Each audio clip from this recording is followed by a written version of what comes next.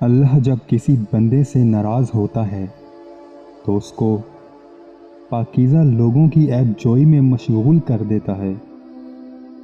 عشق ایک جام ہے جس سے پینے والے کو اس کا ظرف دیکھ کر پلایا جاتا ہے۔ پانی جسم کو پاکیزہ کرتا ہے، آنسو انا کو، علم عقل کو پاکیزہ کرتا ہے۔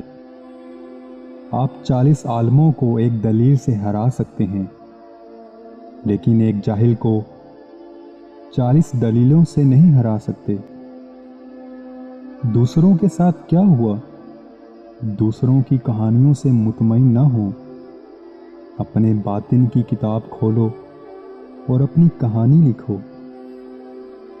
عشق کے 40 درجات ہیں، اور ان میں سے سب سے چھوٹا درجہ یہ ہے کہ اپنا سر اتار کے محبوب کے قدموں میں رکھ دیا جائے۔ دن روزی کمانے کا ہے، رات صرف محبوب کے لیے ہے۔ عام لوگ جلدی سو جاتے ہیں، عاشق خدا سے سرگوشی کرتے ہیں۔